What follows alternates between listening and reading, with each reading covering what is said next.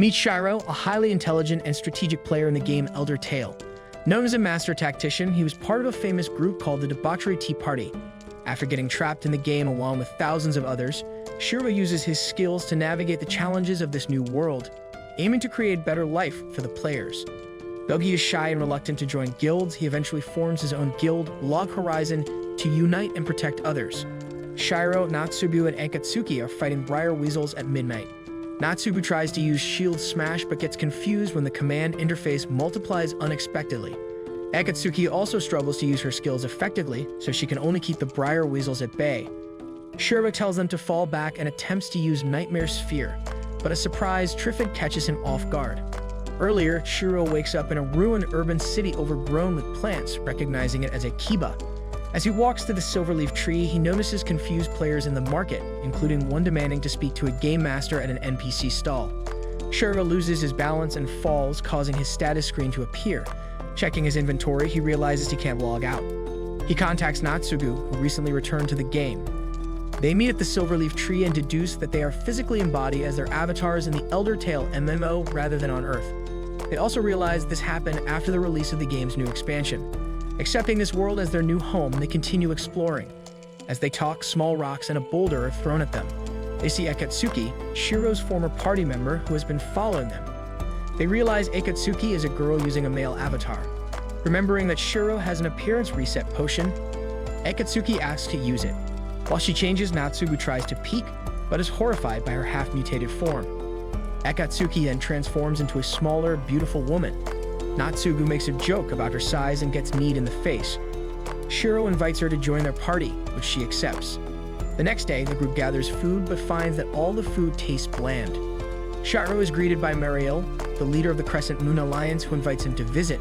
The party heads to the guild center. There, they enter Mariel's room, surprised by how cute it is. Mariel greets Shiroe with a flying hug, making Akatsuki seem jealous, but Mariel quickly hugs Akatsuki too, thinking she's Shiroe's girlfriend. As their conversation progresses further, Naotsugu thinks that living in this world should be easy due to their Elder Tale experience, but Shiroe points out that the new expansion has changed the game significantly, with new monsters, quests, and items. Mariel suggests Shiroe join her guild since he's no longer in the Debauchery Tea Party, but he politely declines. After they leave, Shoryu asks about the Debauchery Tea Party, and Mariel and Henrietta praise its unique and high-level members, including Shiroe as the strategist. The party discusses whether death in this world is permanent or a way to return to Earth. Shiroe decides to test the combat system, so they head to the Archive Tower Forest at night. They encounter level 28 Briar Weasels, but the command system makes combat difficult. The party retreats and Shiroe is attacked by a Triffid. Akatsuki accidentally slays the Triffid by ignoring the interface and using her body. Realizing this, Shiroe tells Naotsugu to feel the attack motions physically, leading Naotsugu to defeat the weasel successfully. Back at Crescent Moon Alliance, Sorara in Susukino begs Mariel for help, saying she's being chased. A player with cat-like features observes from the shadows. The cathedral glows with mysterious light, and a man appears on the altar.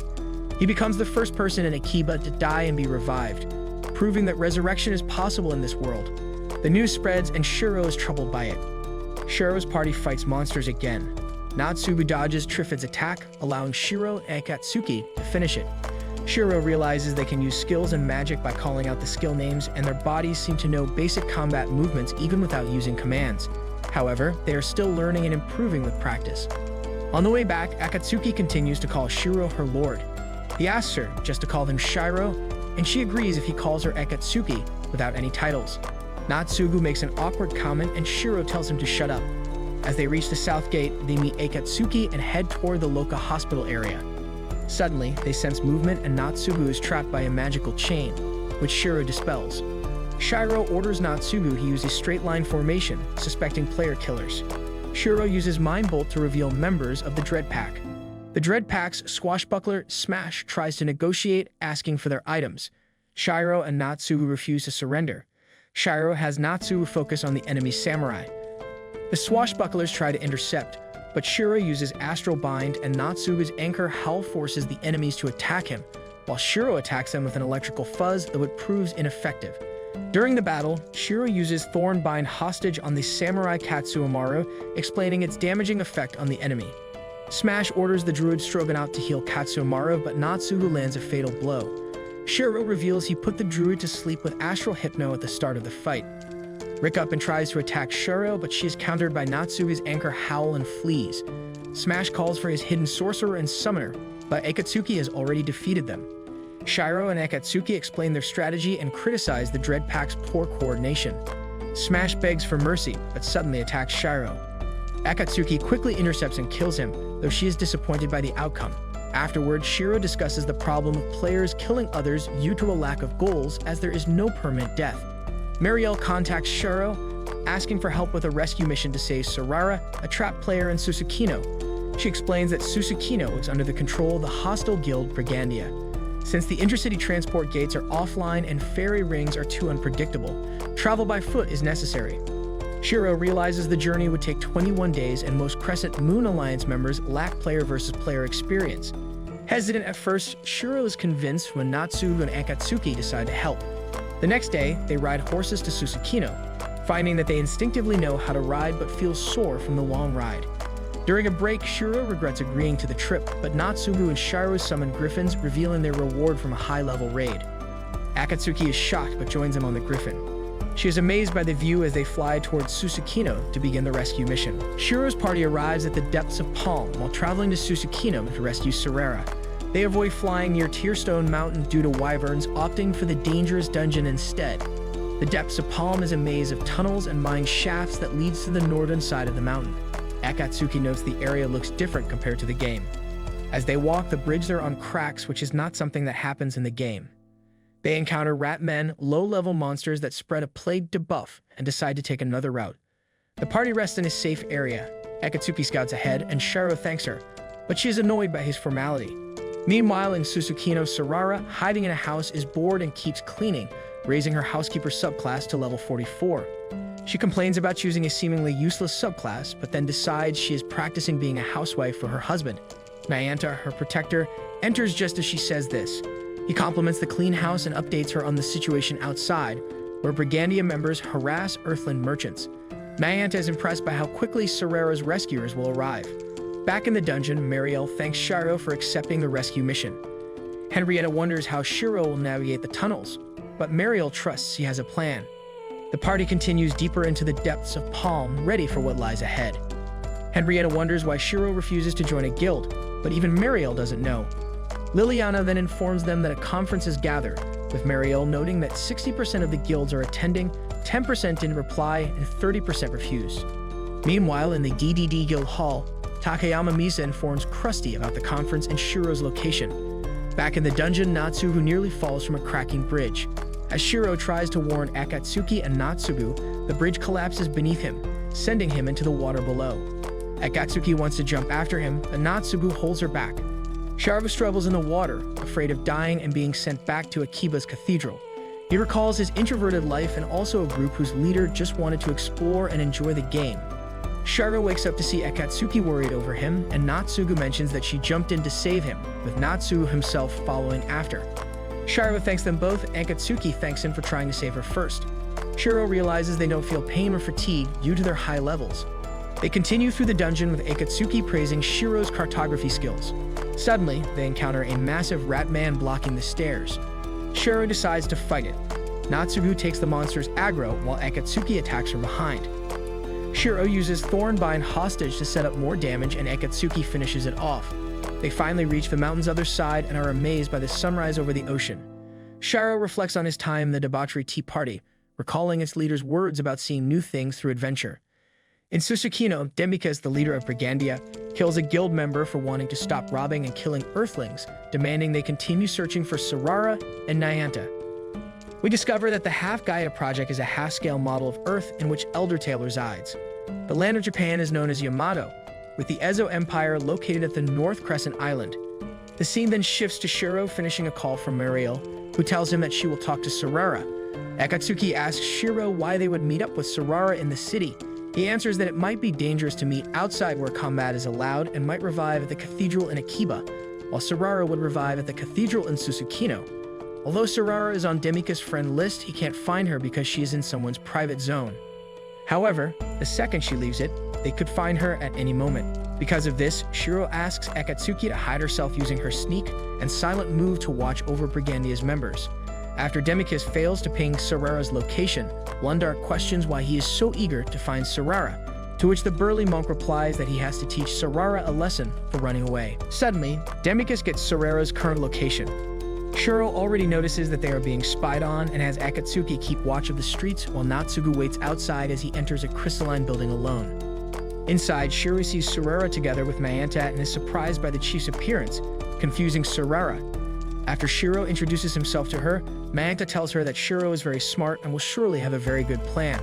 Sarara then asks if Mayanta is already acquainted with Shiroe, and he lies that Shiroe usually checks him for fleas, which Shiroe quickly denies. After a while, Mayanta accepts Shiroe's proposal to accompany them back to Akiba, pleasing Sarara. Later, one of Brigandia's members informs that Sarara is traveling with the strangers. Lundark wonders how they arrived since the transport gate malfunctioned. As they walk across the town, many people are waiting for them at the town door. Sarara wonders why they aren't already attacking, and Shiroe responds that fighting is not allowed so long as they remain in town. Seeing that Sarara is getting worried, Mayanta consoles and tells her that she doesn't need to worry since Shiroe can figure a way out. Moreover, the path beyond the town is blocked by Demicus and his guild. To ensure a 1-versus-1 fight, Mayanta and Shiroe begin to insult the level 90 monk. They reckon that Lundark looks the strongest who can duel Mayanta, which agitates Demicus to agree to duel. As the fight progresses, Lundark orders the guild's mages to heal Demicus, while Shiroe tells Sarara to heal Mayanta. Soon it looks desperate for the rescue party as Naotsugu uses Castle of Stone, but Shiroe casts Thornbind hostage on Demicus. Mayanta dodges the monk's attacks, then cuts the vines with a flurry of strikes, leaving Demicus with 1 HP. Toward the end, Akatsuki ends up assassinating the entire mage squad. Soon, with only 1 HP remaining, Demicus tries to attack Shiroe only for Sarara to strike the final vine, sending him to the cathedral. Having won the duel, Shiroe, Naotsugu, and Mayanta summon griffins to start the journey home. Shiroe explains that NPCs in Elder Tale used to just be game elements providing items, quests, and information. However, after the catastrophe, they seem more lifelike. An NPC apple farmer, for example, studies an incoming rain cloud. Meanwhile, Sarara uses telepathy to inform Mariel that she is safe with Shiroe's group, making Mariel cry in relief. As they set up camp, Akatsuki's stomach growls, leading to playful teasing from Naotsugu. While gathering firewood, Sarara and Mayanta spot a deer they hunt down. Later, Mayanta, being a level 90 chef, manages to make delicious food. Akatsuki, impressed, introduces herself as a level 90 assassin. The group bonds over their skills, and Naotsugu teases Akatsuki for being kinder to Mayanta than to him. She responds by insulting him, causing Shiroe to laugh. After a while, as they travel closer to Akiba, Sarara is charmed by Mayanta, thinking of him as a handsome and helpful middle-aged man, while worrying about her own looks. The group notices her feelings, Naotsugu jokes about her liking older men, and Akatsuki agrees she has good taste. Shiroe asks Akatsuki if she likes Mayanta too, and she praises his skills but also compliments Shiroe, flustered. Later, while resting, Naotsugu and Shiroe wonder about Sarara's age. Naotsugu nearly compares Akatsuki to Sarara, but gets punched into a wall for it. Shiroe remembers Tuya and Minori, 2 low-level players he once helped. He explains the teacher system, which lowers a veteran player's stats to help beginners train. Shiroe mentions he saw them after the catastrophe but didn't talk to them because they were a guild. Naotsugu asks if Minori is cute, but Shiroe says he doesn't know. Akatsuki calls Naotsugu a pervert, leading to another funny argument. Riding griffins, the group lands in a small village due to a storm. Mayanta talks about his old guild, Cat Food, which disbanded when their house collapsed. A villager named Fader welcomes them to a barn for shelter. Naotsugu and Akatsuki argue playfully over straw, amusing Fedor. When Shiroe sees 2 children, Misha and Ivan, he mistakes them for Tuya and Minori. The kids admire Akatsuki, calling her a ninja. Naotsugu notes how human earthlings feel with their detailed stories, and Shiroe realizes they might be more real than the adventurers, who have powerful, immortal bodies. Naotsugu agrees, noticing more earthlings around since the catastrophe. Mayanta and Sarara return with ingredients and make cookies, surprising the earthlings. Shiroe again thinks of Tuya and Minori, troubled by their situation. Meanwhile, in another part of the world, Tuya's group struggles in the rain after being nearly wiped out by monsters. Their leader blames them for their losses, but Tuya explains it's because of the leader's high level. He realizes the importance of the teacher system. Later, the leader demands payment for food, and Tuya reflects on what Shiroe would do but remains silent. In Akiba, Tuya sees Shiroe being welcomed back by Mariel and the Crescent Moon Alliance. He thinks about approaching Shiroe, but his guild leader calls him back and he leaves with a heavy heart. Shiroe spots Tuya with a determined expression. Upon returning to Akiba, Mariel strokes Sorara's head while Henrietta coddles Akatsuki, much to Akatsuki's discomfort. The Crescent Moon Alliance hosts a party for Sorara's return in their Rank B guild hall. Mayanta teaches the guild's chefs how to cook tastier food, explaining that higher cooking levels are still needed to make complex dishes. Meanwhile, Naotsugu jokes with Shoryu that reaching level 90 isn't important, but what comes after it, though he jokingly says it's about panties to Shoryu's horror. Meanwhile, Henrietta dresses up a reluctant Akatsuki, who tries to use Shiroe as an excuse to escape, only to realize Shiroe agreed to it, making her feel betrayed. Later, Mariel talks to Shiroe at night. She explains that the situation in Akiba has improved with less player killing, but guilds are now divided into different levels of influence. The biggest guilds, like DDD, control the best hunting spots and have more power in the marketplace. Mariel dislikes these invisible divisions but understands the large guilds are just managing their own issues. She tried to ally with smaller guilds in Shiroe's absence, but the effort failed due to disagreements.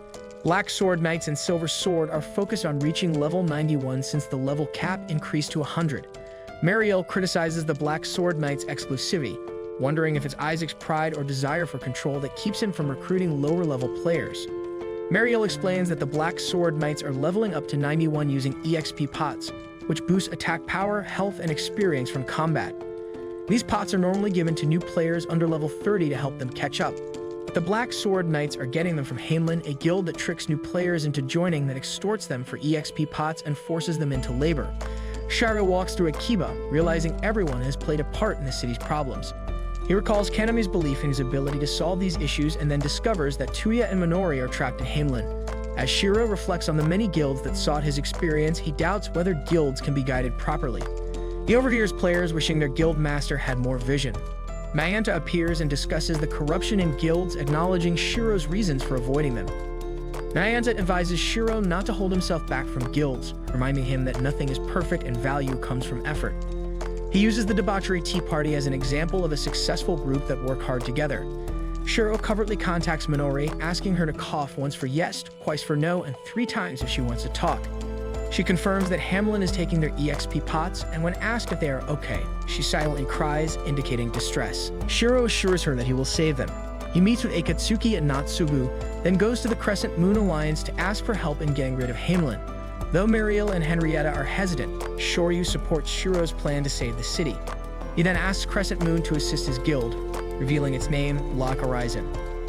Shiroe explains that in Elder Tale, the only currency is a gold coin. A single meal costs 5 gold, and a night at a cheap inn costs 10 gold. 30 gold is enough for daily needs and can be easily earned by defeating 6 goblins. Adventurers can store their money and items safely in the guild center, with basic accounts offering limited space. The scene recaps Shiroe's request for funds. Mariel asks why he needs the money, but Shiroe just adjusts his glasses and smirks. In the Imperial Garden Forest, Naotsugu, Shoryu, and Heen try to capture Imperial Forest boars. Killing them yields only 2 kilograms of meat, but capturing them allows a good chef to use the entire animal. Naotsugu uses Anchor Howl to freeze several boars while Shoryu and Heen capture them. At Crescent Moon headquarters, guild members are busy with a carpentry project, while Mariel is stressed, buried in paperwork for 3 days, and Henrietta adds even more.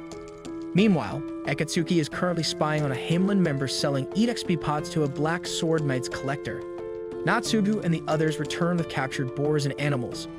Mariel hugs Naotsugu and thanks, and Heen teases Shoryu, who has a crush on her.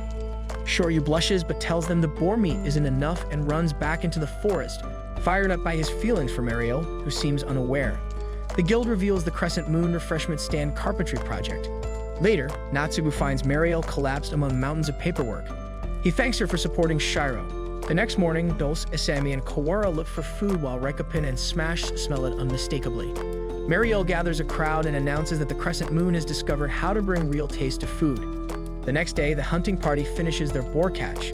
As they prepare to leave, Shoryu decides to keep hunting. When the wagon departs, he encounters a gigantic boar, the area boss. Back at the guild office, Henrietta reports that the stand's opening day sales total 43,776 gold from 1,159 customers, with all products sold out except Black Rose tea. Henrietta leaves to deposit the earnings and Mariel expresses doubts about her role in the next phase. Shiroe reassures her to rely on Henrietta. Henrietta traps Akatsuki in the guild headquarters, dressing her in a maid outfit to relieve her own fatigue. An exhausted Shiroe returns with a defeated giant boar and collapses in Mariel's arms, missing Nyanda's comment that he can't cook the boar because of its taste. Shiroe contacts Minori, updating her on events and asking her to hold on. Outside, Shiroe and Mayanta discover the city's empty buildings are now for sale. Sojiro Seta arrives and Shiroe explains his plans to use his power to protect weaker people, asking Sojiro for help. The next day, the West Wind Brigade assists at the food stand. Shiroe then announces the start of Phase 2 in front of the guild center. Quests are missions for adventurers, offering rewards like loot or knowledge. Nayanta, Shiroe, and Naotsugu have griffin whistles from their quests. Callison, the guild master of Shopping District 8, and his assistant Taro discuss the difficulty of gathering ingredients as more players switch to crafting jobs, fearing combat. Larger guilds are taking over smaller crafting guilds, gaining control of the market. Callison sees this as a chance to negotiate with Mariel. In a Crescent Moon Alliance Guild Hall, Henrietta coddles Akatsuki before a negotiation. Meanwhile, at the Dragon's Nest Cafe, Callison meets Mariel, who explains that Crescent Moon needs a supply chain for ingredients. He asks about the quantity and price, and Henrietta sets it at 60,000 gold. Callison pushes for a partnership, but Henrietta handles the negotiation, remembering Shiroe's advice for Mariel to just smile. Soon, Michitaka of Marine Organization and Roderick of Roderick Firm joins to discuss an investment deal. Under pressure, Callison offers supplies at 50,000, but Henrietta haggles it down to 30,000. Meanwhile, Minori is doing forced labor in Hamelin's Guild Hall. There, Minori recalls how after the catastrophe she was scared while Tuya was excited to walk and run. They continued exploring, encouraged by EXP pots, but were eventually player-killed by Dread Pack, losing all their items in gold and regretting not following Shiroe's advice to store valuables in the bank. Back at the cafe, Michitaka and Roderick arrive, joining Callison at the negotiation table. Henrietta knows this is a crucial moment for Crescent Moon's future. Henrietta analyzes the reactions of the guild leaders. Michitaka is strong but lacks subtlety, while Roderick is calculating like Shiroe but less bold. She remembers Shiroe's advice. Their offering is Crescent Moon's new food preparation method and recipes. They need to close the deal before the secret spreads. Since the production guilds only want profits from the burger stand, Henrietta controls how much information to share, but she avoids lying to maintain integrity. Henrietta hints they need help for a large operation, leading Roderick to assume Crescent Moon is on a quest. She then surprises the leaders by revealing that Shiroe, the villain in glasses, is behind the plan, increasing her credibility. Henrietta and Mariel then ask for a 5 million gold investment, an unheard of amount in Elder Tale. The guild leaders, thinking this is linked to a legendary quest, consider investing for potential profit. Mariel distracts them with a new custard recipe, making them think Crescent Moon has more high-level recipes. After some persuasion, the guilds agree to fund the operation, but Michitaka tries to be the sole sponsor, angering the others. Meanwhile, Tuya talks to Minori about Shiroe, feeling unworthy of his help but aspiring to be like him. Later, Henrietta and Mariel rest after the negotiations, and Naotsugu, Mayanta, and Akatsuki bring sweets. Mayanta praises their success, calling Shiroe a true villain in glasses. That night, Isaac of the Black Sword Knights focuses on sparring, but is curious about Shiroe's involvement in Crescent Moon's plans. Shiroe then telepathically reassures Minori that he will save her, inspiring her to follow in his footsteps. There are many different guilds with many different goals. The attendance for this conference at the guild center features the major guilds of Akiba. Some of the guilds anticipate that this meeting would be a continuation of the failed conference Mariel assembled. Shiroe refutes this notion, announcing that he seeks negotiations only to improve the city's living state. Elsewhere, the Hamelin captives prepare to escape as Tuya relays the plan to everyone else. Escape out the door of the guild hall. Krusty questions Shiroe's selection of guests at the conference. Shiroe replies that the strongest combat and production guilds represent different parts of the city, while Grandale, Radio Market, and Crescent Moon Alliance act as proxies for the voices of the city's silent majority. Shiroe represents Log Horizon as the conductor of this meeting and author of the proposals, which was the only way he could have representation among the guilds. Isaac then asks about how the conference would keep the peace and the basis of Shiroe's thesis that the city is unsafe. Shiroe then brings up his visit to Susukino, its oppressive oligarchy running rampant to the simple compliance of the royal guard mechanics. Krusty asks of a guild's fate should they refuse the laws, to which Shiroe proposes harsh sanctioning and banishment if needed. Ainz, along with Isaac and Krusty, dispute that a guild could possess enough power to actually wage war in defiance. Shiroe then plays his trump card and reveals that he bought the guild center using the 5 million gold he obtained from the production guilds and blackmails the guilds to gain absolute control of the conference. Henrietta and Nyanta expose that the guild center is where players must go to register guilds and access their bank. It is dangerous to carry around valuables, and the Akiba bank is the only one in the area. Since Shiroe owns the bank zone, he can effectively freeze the bank assets of any player by restricting their access. Michitaka announced that the 3 main production guilds were the sole investor of the purchase. Flashing back to an earlier day, the production guild leaders are informed of the simple secret of real food preparation, to their dismay. Shiroe states that people have historically paid ludicrous amounts for knowledge they simply did not possess. Meanwhile, as the captives manage to escape the Hamelin Hall, Minori and Tuya are intercepted by Shredder. They manage to escape by leaving the Hamelin Guild Hall and entering the guild building, where they are welcomed by Shoryu. Hamelin members are unable to leave their guild hall, being blacklisted by Shiroe, who was informed of the membership from Akatsuki's investigation. Later, Shredder enters the building and takes Tuya hostage. Soon, Akatsuki comes to their rescue, forcing Shredder to release Tuya with her signature kick. Shiroe then puts Shredder on the blacklist and is kicked out of the building, where he is subsequently captured by Naotsugu and some other adventurers. Tuya and Minori observe an abandoned building which will become Log Horizon's headquarters. Minori indirectly asks Tuya if they will join the guild. Mariel is surprised by the rapid change in Akiba's market, with real food preparation becoming widespread, but Henrietta reminds her that real change takes more time. In a flashback to the Round Table Alliance, Mariel reveals the secret to good food: quality ingredients prepared by a skilled chef. Shiroe then introduces the larger implications. Michitaka announces that his guild, along with the Roderick firm in Shopping District 8, has built a steam engine prototype, showing that players can create new items using their hands rather than the command menu. The production guilds support the RTA, noting that once players learn this, they will rush to invent and buy new things. This will revive Akiba's economy and encourage innovation. Shiroe agrees, explaining that many players feel despair because surviving in this world costs too little. By providing ways for players to spend money, they will be motivated to earn more through raids and productivity. Shiroe suggests that conflicts over hunting grounds should be allowed as competition, but proposes banning player killing in low-level areas near Akiba. Shiroe also raises concerns about human rights, arguing that no one should be forced into or trapped in a guild, and these rights should apply to NPCs as well. Afterward, the secret of cooking is revealed to the public, and the Alliance takes control over Akiba. Krusty announces the new laws, while the Roderick firm investigates the disabled intercity transport gates and other zones. Moreover, Ainz implements a 1 gold tax for entering the guild's center.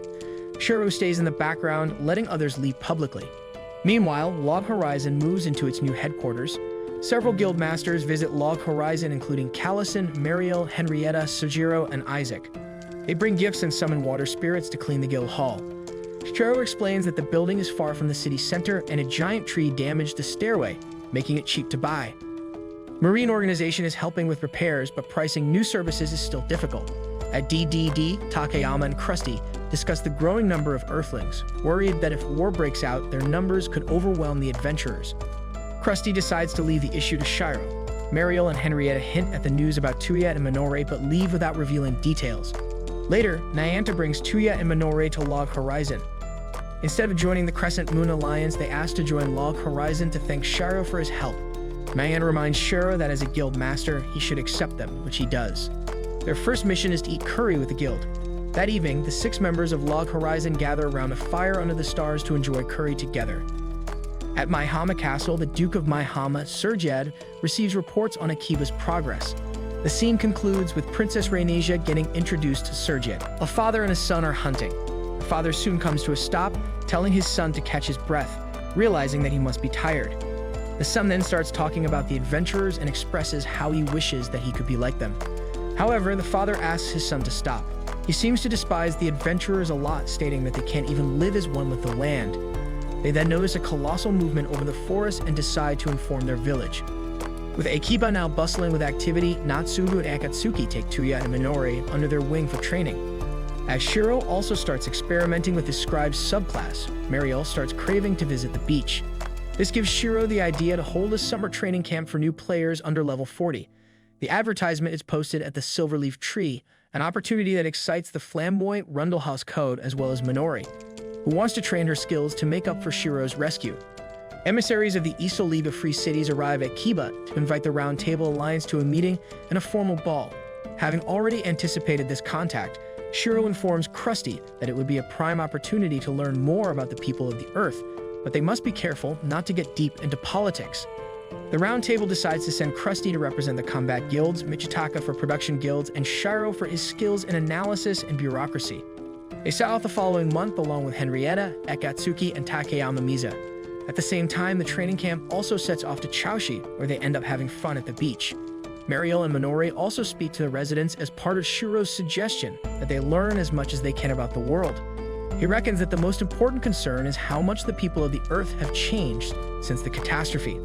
They are no longer programmed NPCs, and so far they aren't even issuing normal quests like Get the Magic Bag, an indispensable expansion of inventory.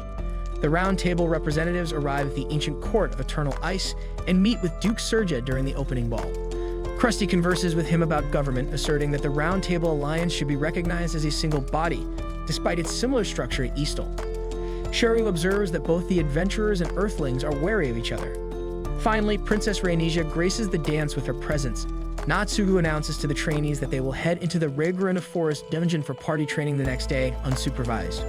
The scene begins with a description of what dungeons are. Dungeons are places such as abandoned structures, fortresses, shrines, or caves. What they have in common is that they're enclosed areas easy for monsters to defend. If there is a lack of monsters, it's a safe bet that there's a large one instead, such as a dragon. Fighting large monsters indoors is different than outdoors, requiring impeccable teamwork to survive. The dance begins and the orchestra starts playing a song with the Elder Tale motif. Surgeon exposes that this event will hold many conferences and balls over 10 days, and these formal balls are where young ladies make their social debut. He invites the Round Table representatives to participate in the dance due to the people of the Earth's expectations. Krusty nominates Shiroe to participate, and with the help of Henrietta's bard skills, they quickly impress the entire ball. At the camp, Minori sees Isuzu playing the lute and asks Mayanta about bards. He explains that bards are an offensive support role whose music auras are lengthy and wide, providing buffs and debuffs with a simple reconfiguration of their songs. Afterward, she calls Shiroe to inform him of their dungeon training and her insecurity over her usefulness. He reminds her that party tactics are more important than high-level power, which is something that she can definitely manage. The next day at breakfast with the Round Table representatives, they surmise that the Earthling nobles might look down on adventurers, but will most likely attempt to arrange dealings with them and portion their fighting and technological power. Shiroe proposes that the Round Table Alliance establish rules for when the nobles will inevitably start approaching their guilds individually. Michitaka dissents that this would be virtually impossible to enforce. Shiroe orders Akatsuki to stalk nobles for information about their intentions. Elsewhere, the training camp makes its way to the Regrana Forest and split up into parties.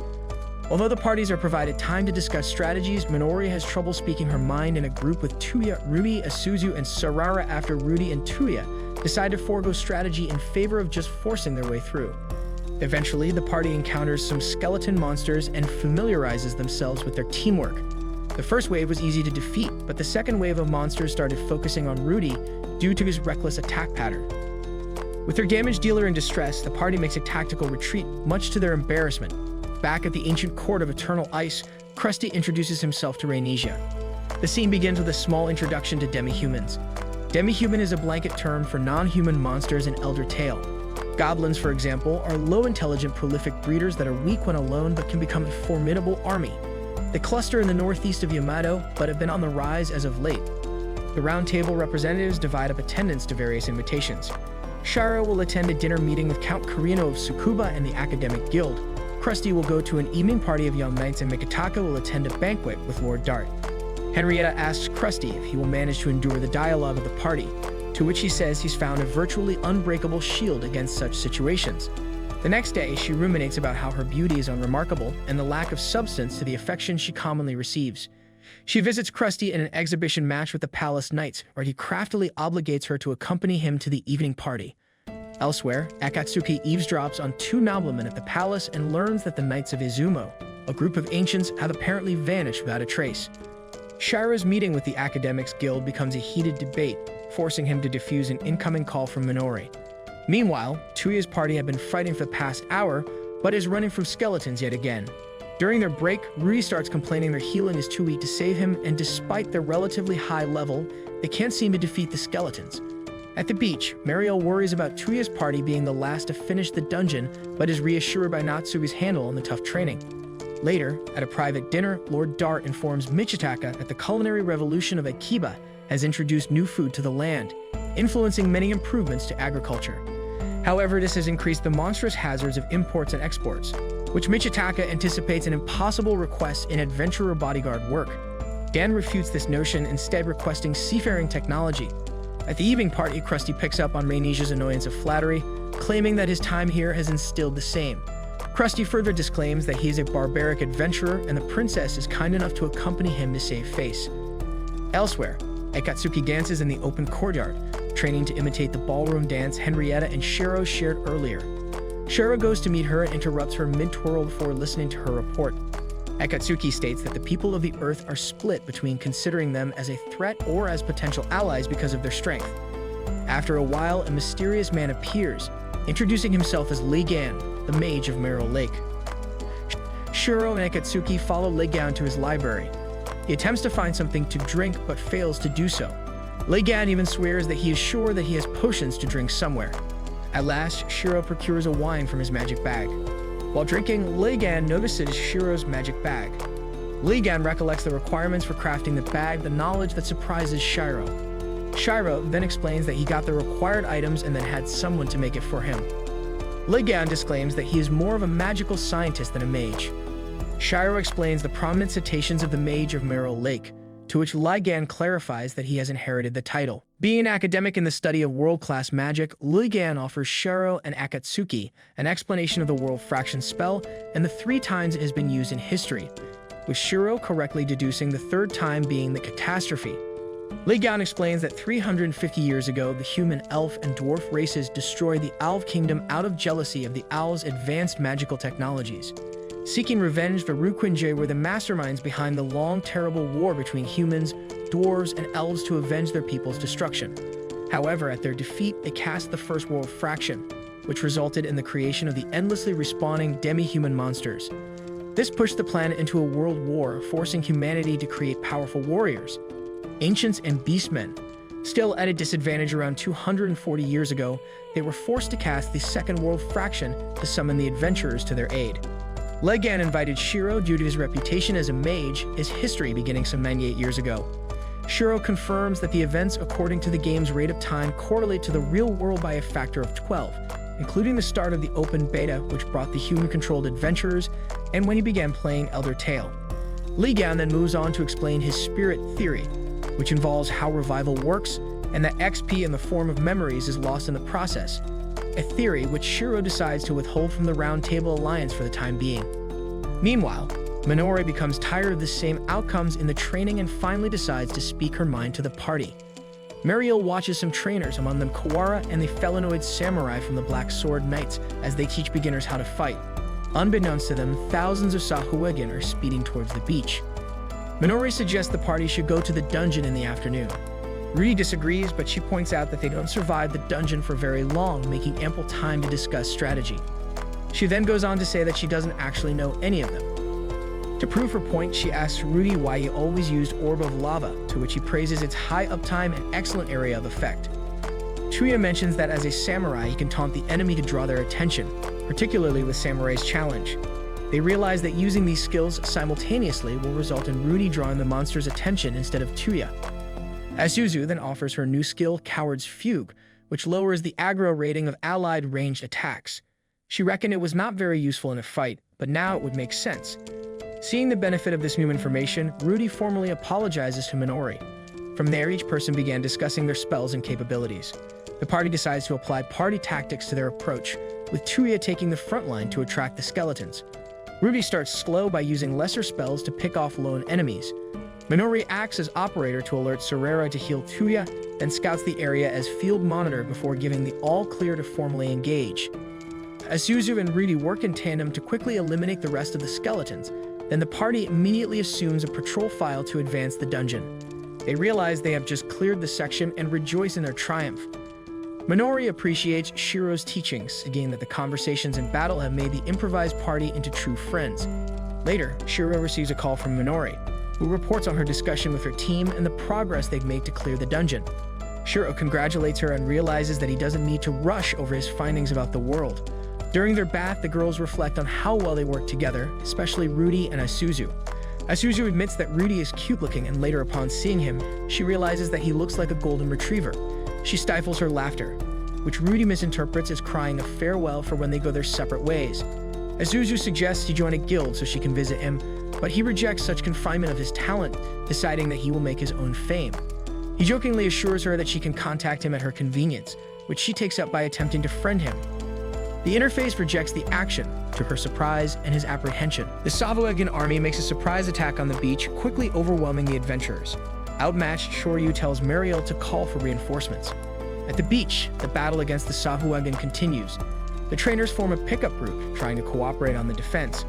Kawara uses Tiger Echo Fist on several Sahuagin, and Shigeru asks her how long it would take before she could cast it again, bemoaning that he couldn't aggro all the Sahuagin in the area.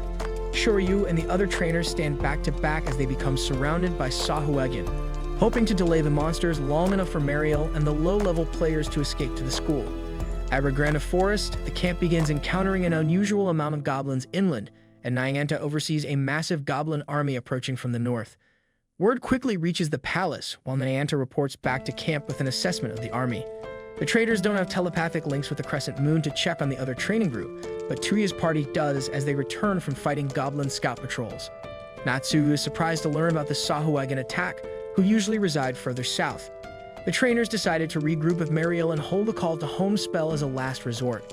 After pooling their knowledge, Naotsugu informs Shiroe, who organizes an emergency relay conference with the Round Table Alliance.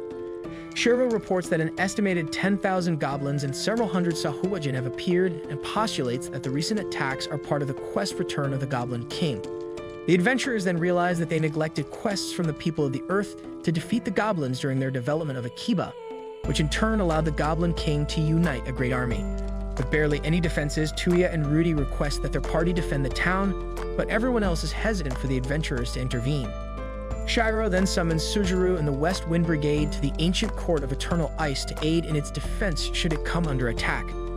Elsewhere, Minori persuades the trainers to let her party deploy as scouts, only to take off to defend the town. They come across an Earthling house that is being raided by goblins, with Tuya attacking the goblins after realizing they know the residents. Tuya and Minori reckon that they shouldn't wait for Earthlings to ask them for help, and that the will to help is a good enough reason to save the town. Nyanto and Naotsugu agree to this as they appear with Shoryu, concurring that adventurers are free to do what they think is best. Minori decides that since they are not strong enough to defend the town, they will attack the goblins directly instead. Meanwhile, Reinisia's father announces to her that he must leave to defend the town of Maihama from the goblin invasion, ordering her to stay in the palace. Minori sits in a tree using magic eye drops and a telescope to watch goblin movements. Naotsugu informs her that goblin squads are approaching, and she passes the message to her party. Tuya's role is to lure the goblins in. Minori reflects on how she convinced Mariel, Naotsugu, and Nyanto to let their group launch a surprise attack to distract the goblins from attacking Chashi. Meanwhile, Shiroe, Krusty, and Michitaka discuss the trainees' independent decision to defend Chashi. Michitaka is annoyed by their quick action, but Krusty notes that they would have done the same. Shiroe agrees that the adventurers' move might seem selfish, so they need consensus before meeting the Eastal Lords. At the Eastal Council, the Lords speculate wildly about the Goblin invasion, even suggesting it could be a plot by the adventurers.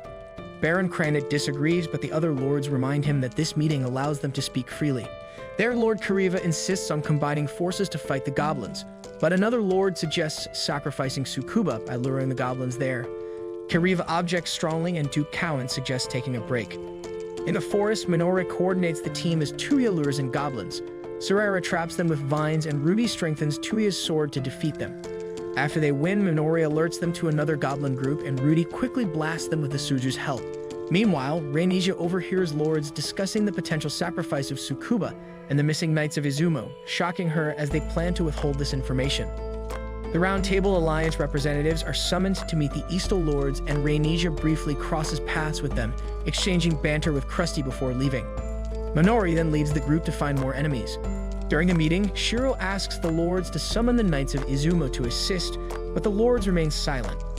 Krusty challenges the absence of Yamato's protectors, and Baron Cranit responds that the goblin threat is below the Knights' attention, When Krusty asks if the Lords are officially requesting the adventurers' help, they hesitate. Michitaka becomes frustrated with the Lord's evasiveness, stating that adventurers decide as a group and don't have an army ready. Kaliva accuses the adventurers of having a responsibility to protect the land, but Michitaka angrily retorts that adventurers aren't citizens of Eastal and have no obligation to help. Suddenly, Rainisha makes a bold appearance, asking Krusty to take her to Akiba to gather a volunteer army. She even promises to plead with the adventurers and Akiba individually, if necessary, to raise an army to save Eastal. After her passionate speech, she collapses into Krusty's arms. Later, Shiroe, Akatsuki, Krusty, and Rainisha travel to Akiba on griffins, with Shiroe impressed by Rainisha's understanding of the adventurer's freedom. He believes she may change the Eastal cities. Upon arriving in Akiba, Rainisha is amazed by the city's culture. Krusty leaves to return to his guild, leaving the princess with Shiroe and Akatsuki, who introduce themselves. Meanwhile, at the palace, Michitaka feels purposeless, noticing Sujiro Seda surrounded by court ladies, while his guild members watch enviously. Michitaka detests the scene, unsure of what to do. Shiroe guides Rainisha through Akiba, where she marvels at the bustling streets.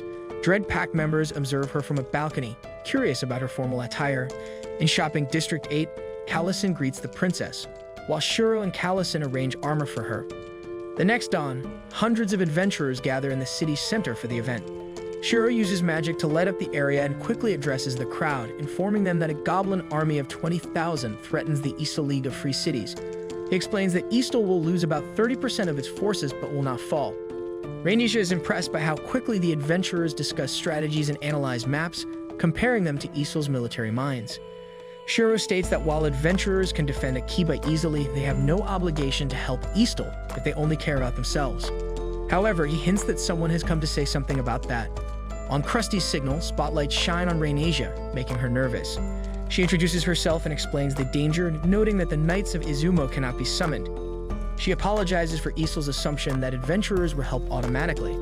With nothing to offer Akiba, she humbly asks for their aid and promises to ensure adventurers' freedom is respected. After Rainisha admits that she is merely a symbol of nobility, she explains her duty to protect her nation. She formally asks the adventurers for help based on their free will and goodwill. After a tense silence, the adventurers rally to her call with the sound of weapons and horns. Krusty and Shiroe launch a level 40 quest through the Round Table Alliance to defeat the Goblins. Meanwhile, Surgit meets with Michitaka and Henrietta, explaining the growing rift between the League and the Cowan family due to Rainisha's actions. He suggests that a trade agreement with Akiba could strengthen relations, rather than offering a seat in Eastal's League.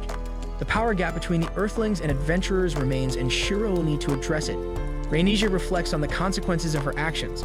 As a woman in Eastal, she has no political power to ensure the adventurers' freedom, but she is grateful to Krusty for letting her fight and bringing her to Akiba. She vows to protect the adventurers' freedom in any way she can.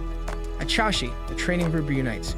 Marielle is impressed by the trainees' eagerness to defend the town. Unlike veteran players, they do not see the people of the Earth as mere NPCs. She prepares the adventurers for the final defense, but Asuzu worries about Rudy's excitement for the adventure. Krusty and Takayama Misa plan the formations, organizing a legion raid of 96 adventurers in 4 groups of 24. Rainisha asks if this organization is enough, and Takayama explains that Krusty's leadership is key. Rainisha is assigned a 12-person security detail. Krusty explains the deployment plan and gives a single command: spare no goblins. Minori and the rest of the training camp members take a break while Mariel, Naotsugu, and Nyanta discuss the current situation. While Tuya and Rudy enthusiastically munch on their food, Isuzu watches worriedly while Minori asks Sorara for a favor.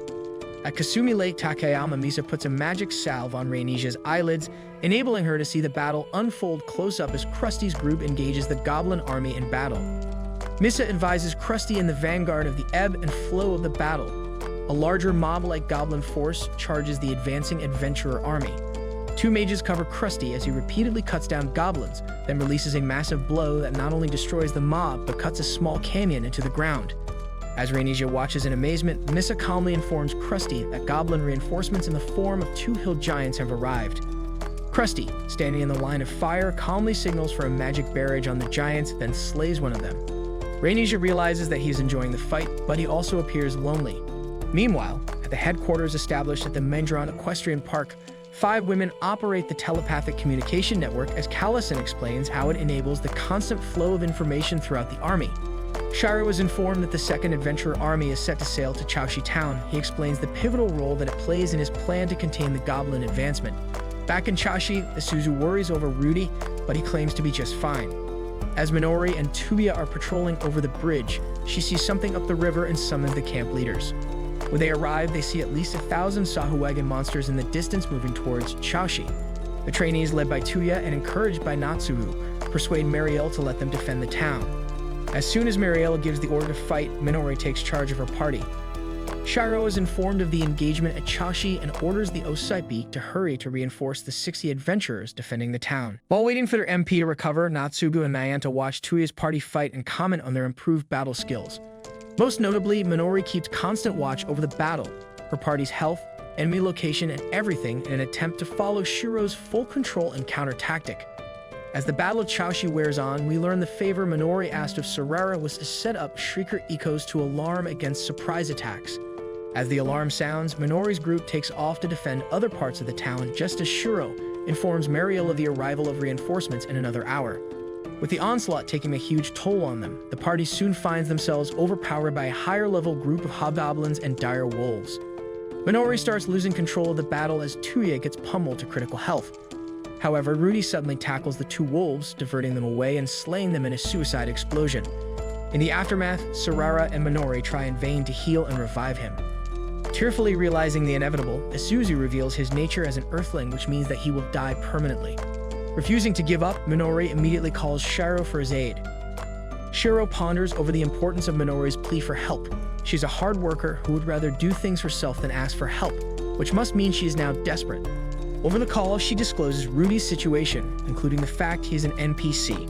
Shiroe and Akatsuki leave the command center under Callison to attend Minori's plea, flying to Chaoshi on his griffin. Recollecting what he learned from Li Gan, Shiroe instructs the trainees to keep applying resurrection and MP restoration magic on Rudy until he arrives. He theorizes that the connection between Rudy's mind and body still requires mending in order to halt his decay. Meanwhile, Takayama Misa and Reinisia report to Krusty, informing him of the current battlefield after having decimated the majority of the goblins with his forces. He prepares himself to confront their general, whose dire wolves are howling in the distance. Shiroe finishes his product just as Minori calls to report the Osaipi already engaging the Sahuagin that prevent the docking, forcing the reinforcements to resort to railroading to the shore. Upon arriving in town, Shiroe uses mana channeling to redistribute the party's MP to decent levels, including Rudy, and uses revival incense to temporarily reconnect his mind and body for consciousness. Rudy wakes up to realize he has died and tells the party not to worry because the risk of death is only a natural part of fighting as an adventurer. Rudy then asks what he needs to do, to which Shiroe presents a contract. Using phantasmal-level materials, Shiroe applied the principles of manual preparation to draft an effective magic contract that could change the laws of the world. In this case, he would grant Rudy an adventurer status in order for him to respawn. He gives the contract for Rudy to sign and cautions that adventurers are still an unknown phenomenon to the world and might not be as glorious as one would imagine.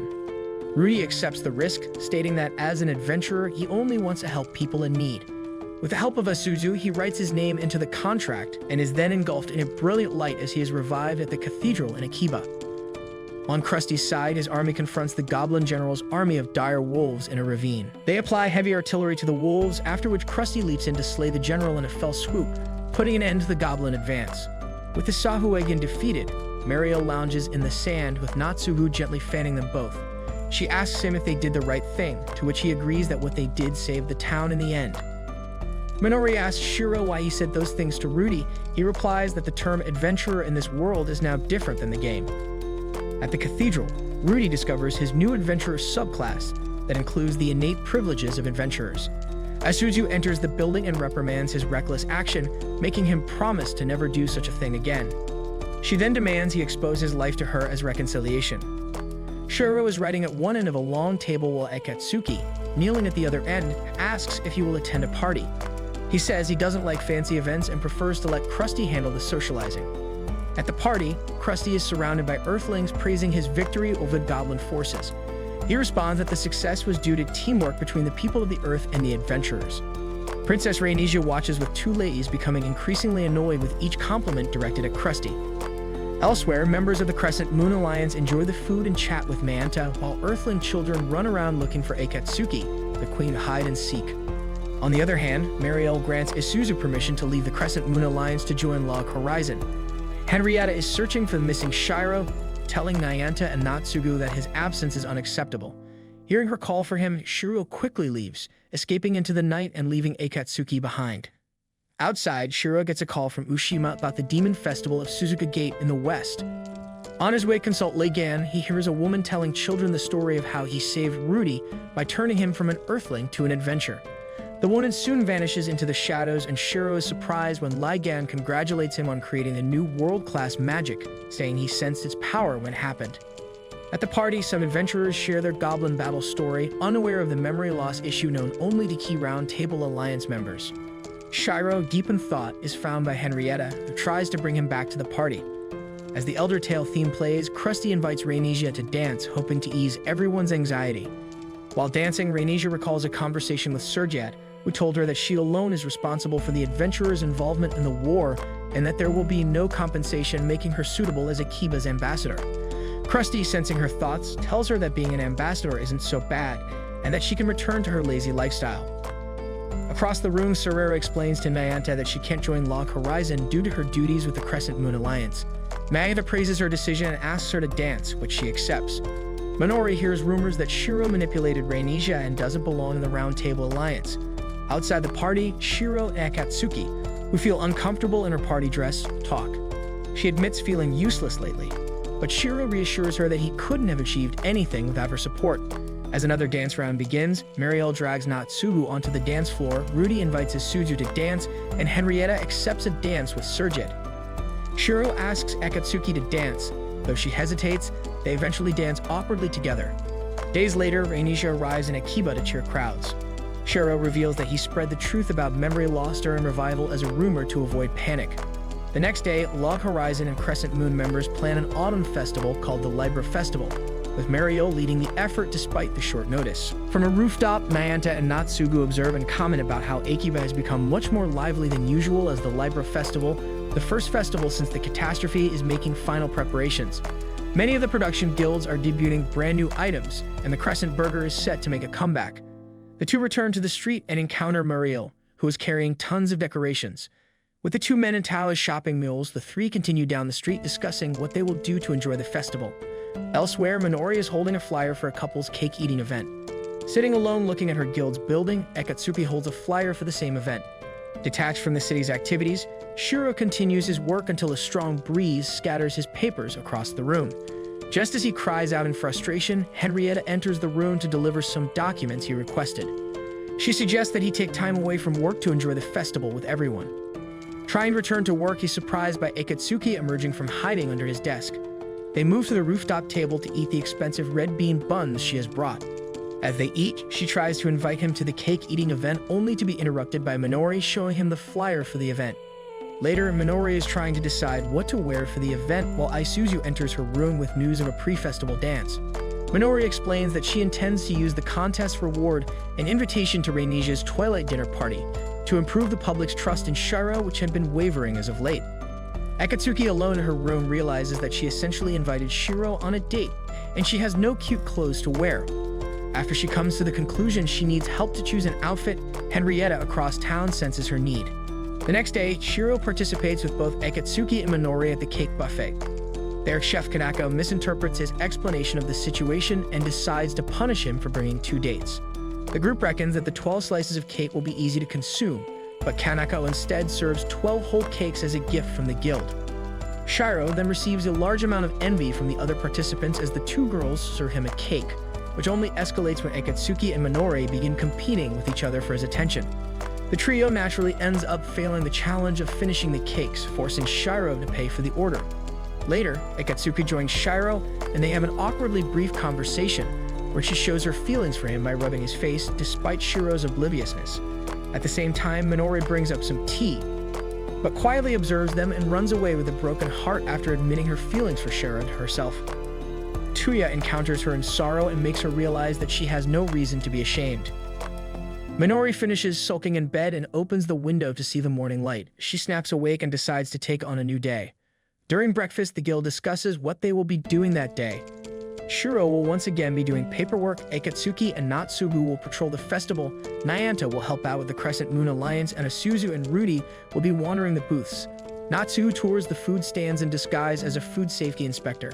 He gives Akatsuki a stamped voucher that grants a reward for eating at 12 stands, with his own voucher near completion. He speculates what the prize may be, but annoys her into kicking him and running off before he can finish. Later, Minori consults Marielle about the princess's banquet, to which she directs the girl to Callison. Akatsuki buys a new hairpin to try to catch Shiroe's attention. Unsuccessful, she tosses him a figure instead. Naotsugu discovers that the ninjas switched their vouchers when she kicked him, which stole his progress but allowed him to eat more delicious food. Minori arrives at Callison's office to find that he is swamped with festival logistics, so she offers to help. Rudy and Isuzu talk about Minori's efforts and observe a dispute between Earthlings. Henrietta finds Marielle hiding from manual labor and decides to call Naotsugu to help move cargo. Embarrassed, Marielle goes to take a bath. Henrietta already realizes Marielle's crush on Naotsugu and contemplates her own crush on Shiroe. Rainicia finishes setting the banquet hall of the Water Maple Consulate, then curses Krusty, convincing her to take on the work of ambassador. He accepts the criticism, having entered without her noticing. He had arrived to express his sympathy and takes tea with her. Minori has changed her subclass to apprentice and became Shiroe's student scribe. In this way, she can use her skills to assist people and show them how valuable Shiroe is. At her skill level, she organizes Callison's paperwork at a rapid pace, impressing the guild master.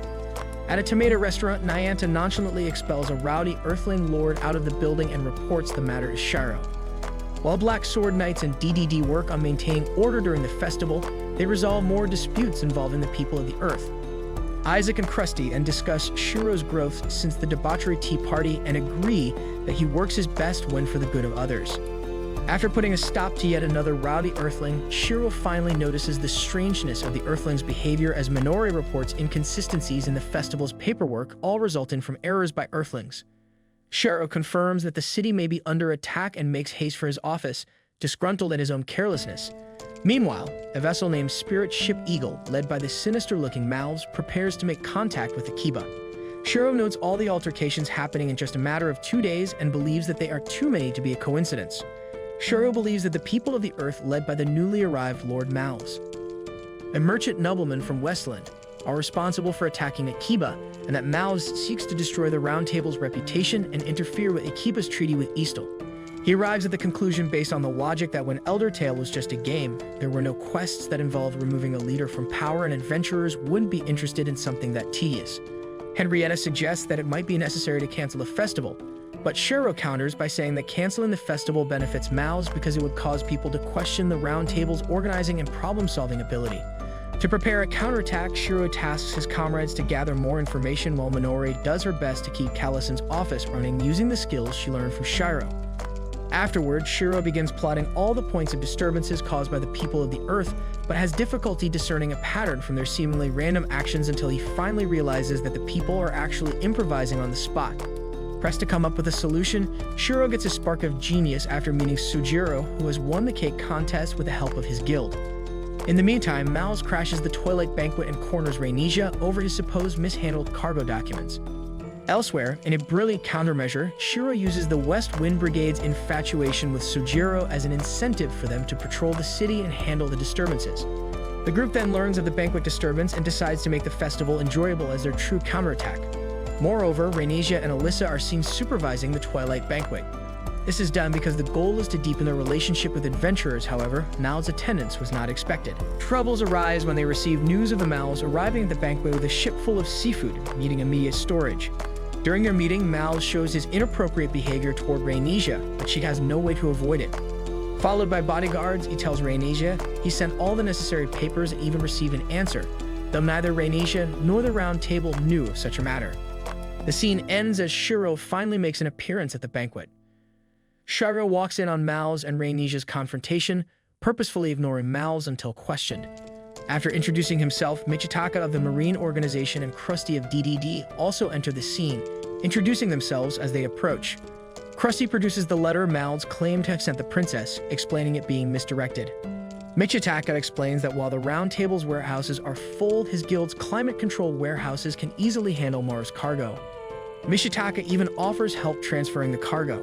When Miles hesitates, Krusty wonders aloud if the cargo even existed and whether the letter had been sent or if it was a plot against the princess all along.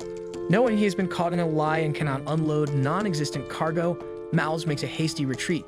Rhaenyra is relieved and grateful for the help.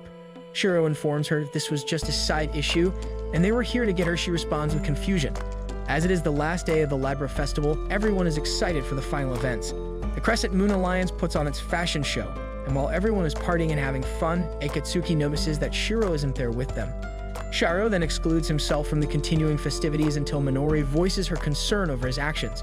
However, he reassures her that he accepts to appear as the villain as long as he can accomplish his tasks, something which Akatsuki berates herself for being blind to despite having been by his side ever since the catastrophe. Later that night, Shiroe goes to meet with Bushima, the contact he sent to Minami. However, a strange storyteller from the ancient court of eternal ice, Ariella, confronts him instead. He quickly sees through her disguise, though, and she reveals her true form as Nurahat, the guild mistress of Minami's plant Huayadin. They each reveal the information they possess on the other's accomplishments, with Nureha also voicing her intention to recruit Shiroe. She then states her knowledge of his research into finding a way back to the real world and brides Shiroe with her resources while prodding at his ambivalence towards Akiba.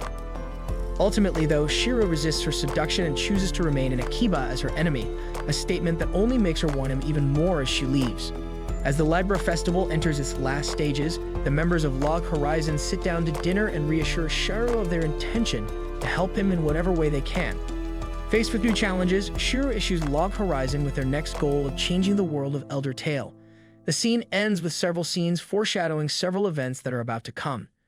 Toward the end, we see Legan asking Shiroe if he can come with him. The anime ends with Shiroe and his friends continuing to build a better world in Elder Tale. Although they overcome many challenges with teamwork and clever strategies, they manage to find a way out. As the adventure goes on, Shiroe and his guild remain committed to making their new world a better place for everyone. And that wraps up today's recap. Please like and subscribe. See you in the next one.